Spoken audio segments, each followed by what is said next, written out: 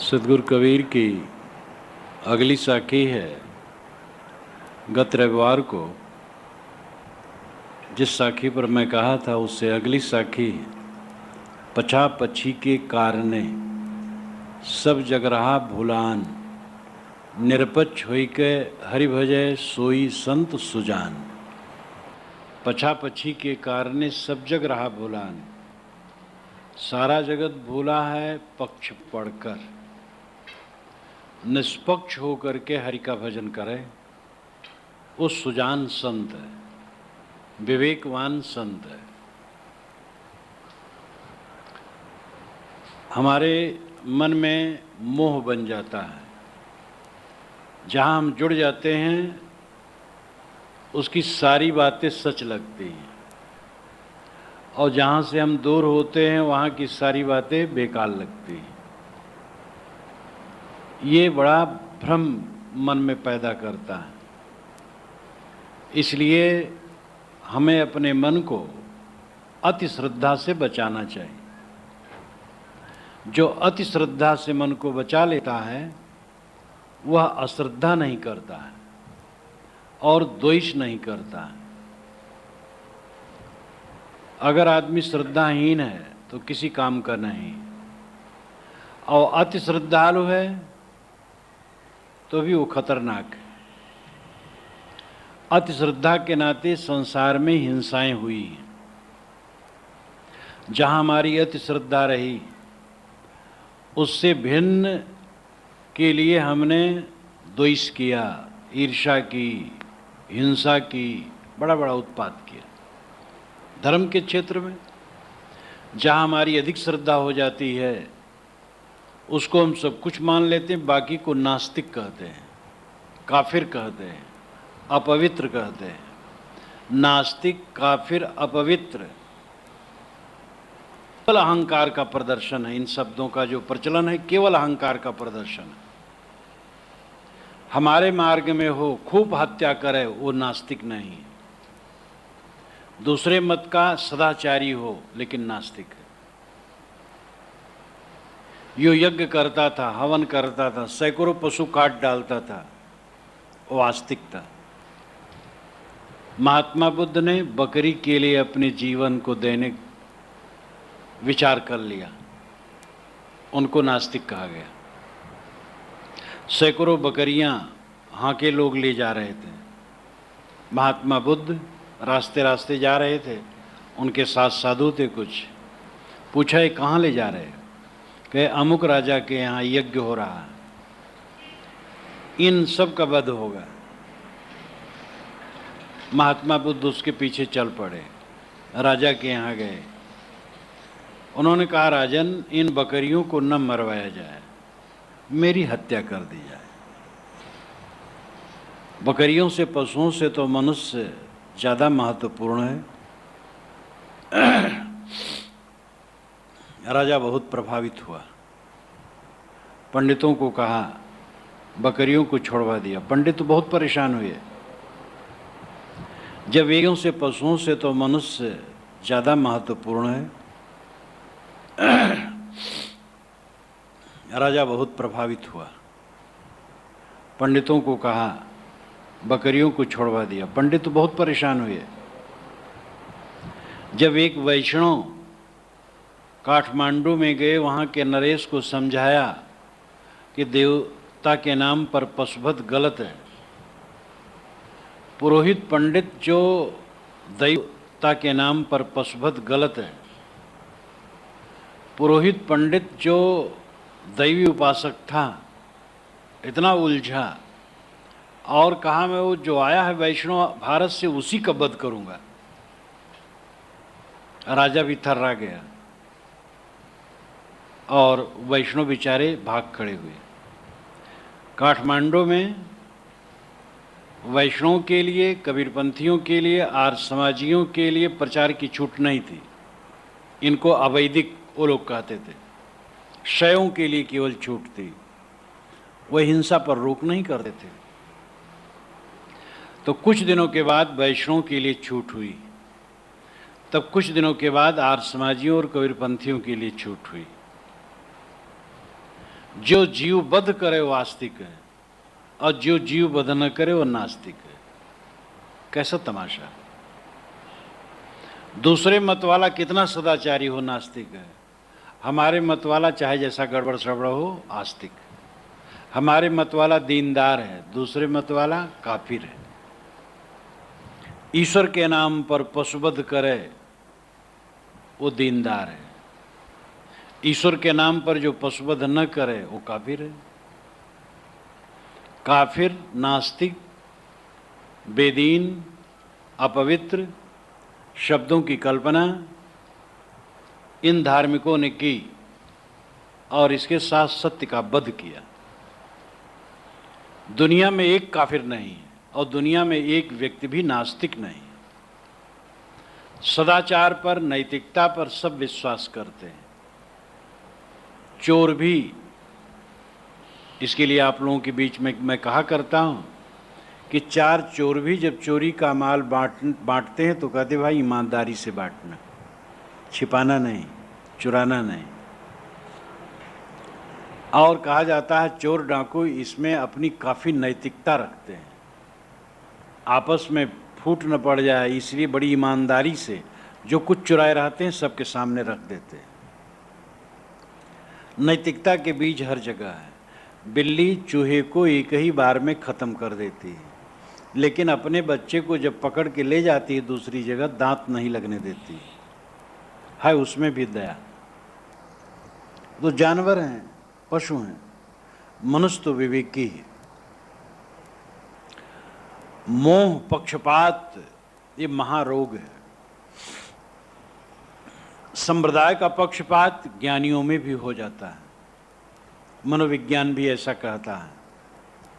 अच्छा पहुंचा हुआ मुसलमान फकीर होगा, उसके मन में भी मुसलमानों के लिए मोह। अच्छा पहुंचा हुआ हिंदू संत होगा, हिंदुओं के लिए मोह थोड़ा आसा रहेगा।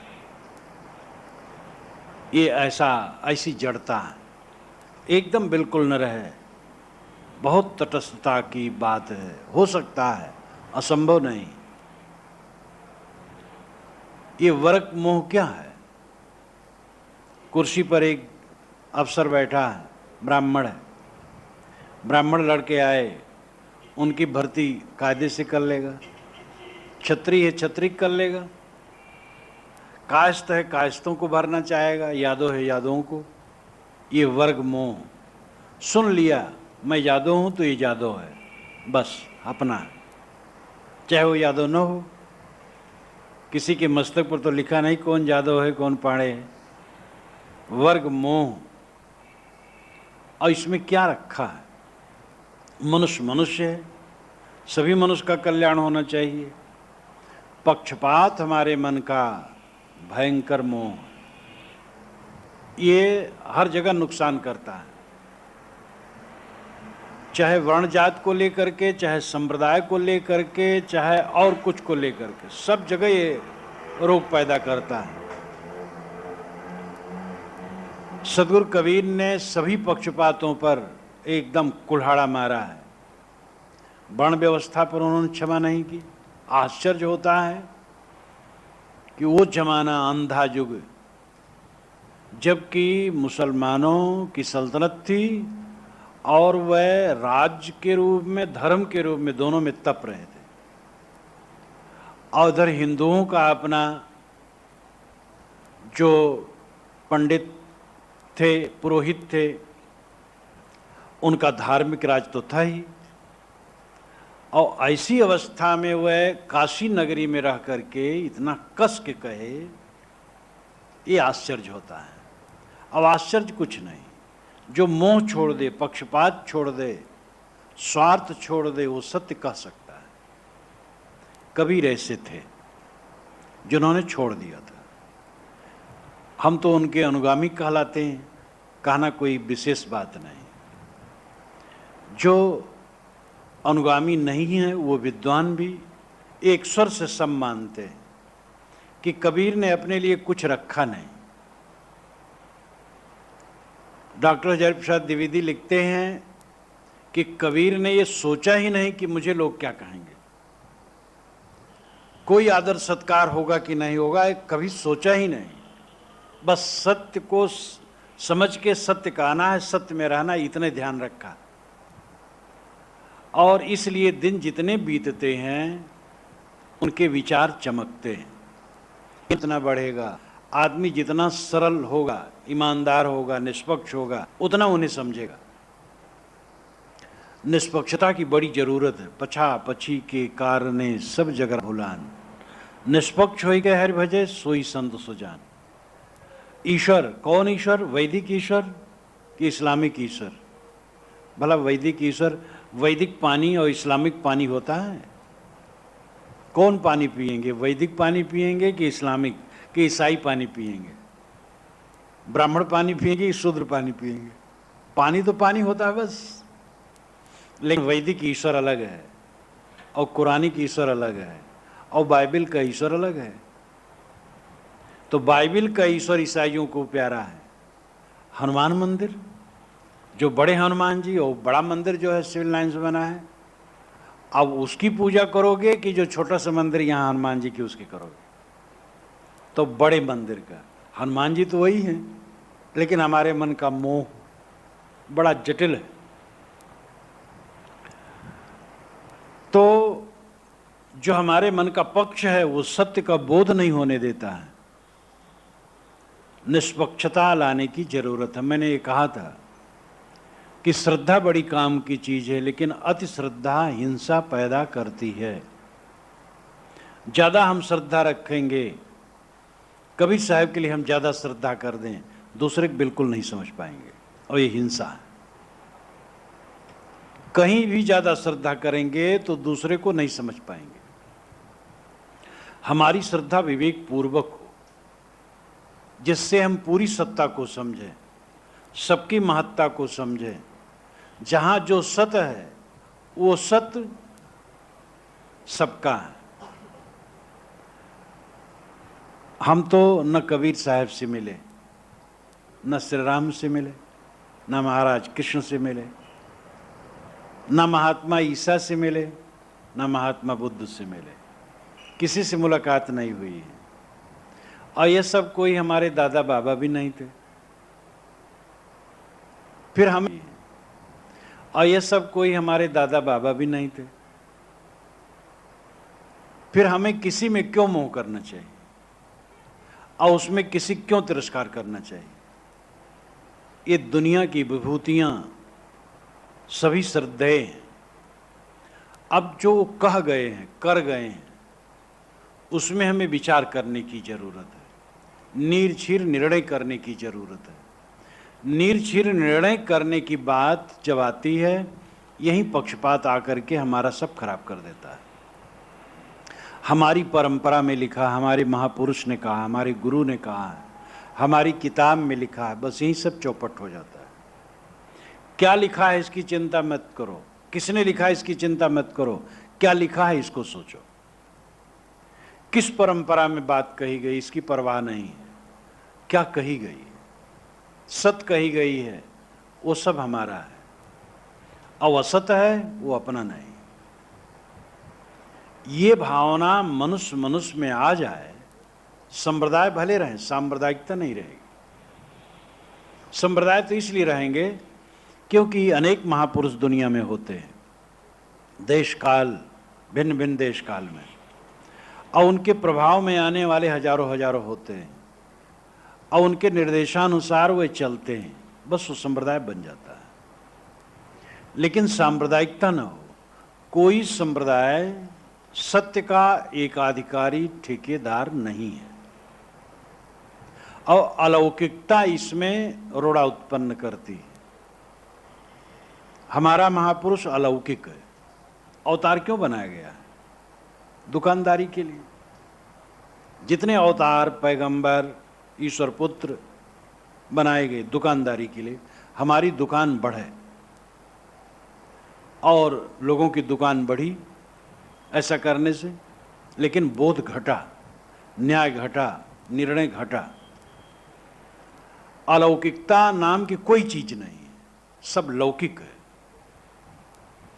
जितने महापुरुष हैं लौकिक हैं। हम मनुष्य हैं, हमारे महापुरुष भी केवल मनुष्य, बस और कुछ नहीं। लेकिन हमारे उनमें अंतर जो है, प्रतिभा, ज्ञान, त्याग, सदाचार, बहुत बातों में अंतर है।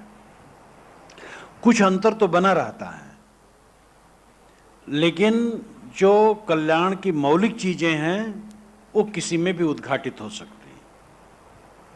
दुनिया के जो महापुरुष हैं उतने प्रतिभावान हम नहीं हो सकते, लेकिन अपने मन के मोह को छोड़ करके इसी जीवन में पूर्ण कृतार्थ हो सकते हैं।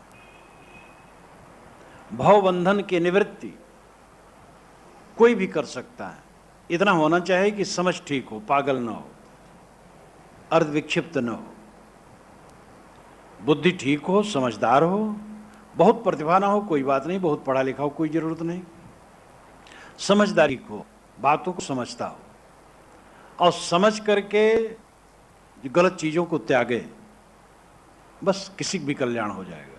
जैसे कबीर का कल्याण हुआ, बुद्ध का कल्याण हुआ और किसी कल्याण हुआ बड़े बड़े का, वैसे निरहु गुरहु कोतवारू का भी कल्याण बिल्कुल पक्का है।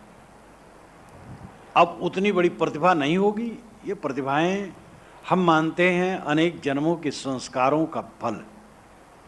निश्चित है ये सब जीव अनेक जन्मों के कुछ ऐसे संस्कार वाले हैं जितने बड़े बड़े हो गए, आज भी हैं, पहले ही नहीं हुए, आज भी हैं, आगे भी होंगे, सब समय होंगे और सब समय रहे। तो इसलिए महापुरुष जितने हैं वो केवल मानव हैं। किताबें जितनी हैं मनुष्य की बनाई है, और संप्रदाय जितने चलाए गए हैं मनुष्य के चलाए हैं। ये तीनों बात मान लीजिए, मानवीकरण, महापुरुष, ग्रंथ और परंपरा का मानवीकरण हो जाए, सांप्रदायिकता उठ जाए।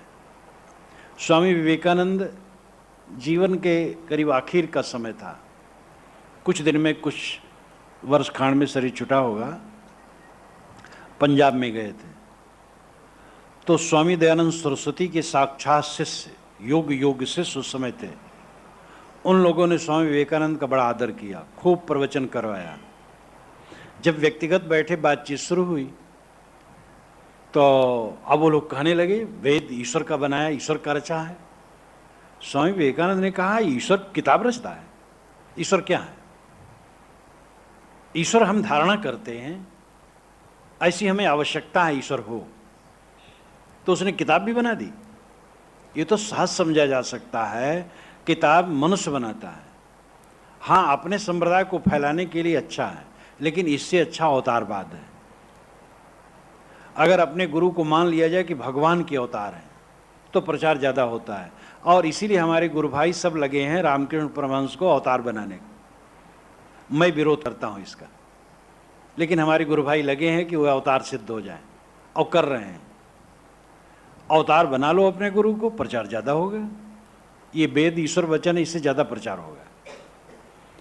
तो कहने का मतलब है कि वेद ईश्वर वचन है, कुरान ईश्वर वचन है, बाइबिल ईश्वर वचन है, हमारा महापुरुष अवतार है, हमारा महापुरुष ईश्वर पुत्र है, हमारा महापुरुष संदेश वाहक है ईश्वर का। ये सब का सब बस संप्रदाय फैलाने की चेष्टा है और कुछ नहीं। इतना निर्भय सबको होना होगा और सत्य का अनुगामी होना होगा, और यही वास्तविकता है कि मानव केवल मानव, चाहे कितना बड़ा महापुरुष हो, मानव है। कोई किताब हो केवल मानव की रची हुई है, और कोई परंपरा हो मानव द्वारा चलाया गया है। ये तीनों बातें स्वीकार ली जाएं, अलौकिकता का जामा न पहनाया जाए। तमाम मत है अलौकिकता का जामा पहनाते रहते हैं। हमारा महापुरुष सबसे ऊपर है, हमारा लोक सबके ऊपर है, उस लोक में हमारे मत वाले ही जाएंगे, दूसरे मत वाले नहीं जाएंगे। नाम लेना ठीक नहीं है। अनेक मत ऐसे हैं, किसी न किसी प्रकार लगे लिपटे सब हैं। कबीर साहब ने सब का खंडन किया, लेकिन कबीर पंथ का जो पौराणिक अंश है, जिनका बहुत बड़ा बोलबाला भारत और भारत के बाहर अनेक देशों में है, वे भी इसमें आगे हैं। वही उस धाम को पहुंचेगा जो कबीर साहब की शरण लेगा। कबीर साहब के ज्ञान को प्राप्त करना वो तो अलग बात है, वो तो सत्य उन्होंने कहा, ठीक है, लेकिन वो जादुई रूप में मानते हैं। उनके महंतों द्वारा जब दीक्षा होगी और उनके महंतों के थ्रू फिर वहां पहुंच सकोगे, नहीं तो नहीं पहुंच सकोगे। ऐसे भी वचन बना लिए गए हैं, खूब बनाए गए हैं, सभी मतों की ये लीला है। अब आज के युग में भी ऐसा प्रचार हो रहा है। आज भी जो नए नए मत निकल रहे हैं, जो अभी 1 शताब्दी का मत है, उसमें भी आश्चर्य है कि उसमें भी ऐसा कहा जाता है कि हमारे पुरुष अवतार है, और हमारे मत में आने से तब उस धाम में पहुंचेंगे, वो धाम को देख आए। ये सब जालसाजियां, और इससे सत्य का बोध हो नहीं सकता। पछा पछी के कारणे सब जग रहा भुलान, निरपक्ष होई के हरि भजे सोई संत सुजान। निष्पक्ष होकर के जो हरि भजन करता है वही संत सुजान है। सदगुरु कबीर ने हरि, राम, सारंग पाणी ये सभी शब्दों को लिया है, और इन सभी शब्दों का अर्थ अंतरात्मा है। अंतरात्मा ही हरि है। बाहर हरि जन समुदाय है, प्राणियों की सेवा करो। अंतर हरि अंतर्दृष्टा साक्षी आत्मा है, जो सारे पक्षों को छोड़कर आत्मज्ञान को प्राप्त करता है, आत्मबोध को प्राप्त करता है, आत्मबोध में स्थित होता है, वही सुजान है। मत किसी मत द्वारा सत्य दिया नहीं जा सकता है। सत्य सबके अंदर है, गुरु उसका केवल निर्देश करता है। वह गुरु निर्देश कर सकता है जो समझता हो, नहीं समझता है तो क्या कहा जाए। अभी एक साधक आए हैं, उन्होंने कहा कि महाराज आपकी किताबें पढ़ी तो स्वरूप की बात आई, समझ नहीं पाता स्वरूप क्या है, लेकिन जैसा लिखा था वैसे फिर बैठ के ध्यान करने लगा।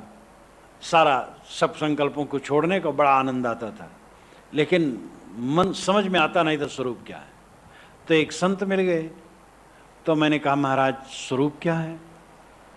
तो कहे स्वरूप वह चीज है जिसको प्राप्त हो जाने पर स्वर्ग में भी जन्म नहीं हो। स्वर्ग नाम सृष्टि का आरंभ है, उसमें भी जन्म नहीं होगा। तो परिभाषा तो उन्होंने अच्छी दी, लेकिन स्वरूप क्या है? तो कहे दर्पण लो, ऐसे देखो, तो दर्पण में जो प्रतिबिंब दिखाई देता वही स्वरूप है। अब बेचारे उलझ गए। फिर यहां आए, बातचीत हुई, तो उनको संतोष हुआ।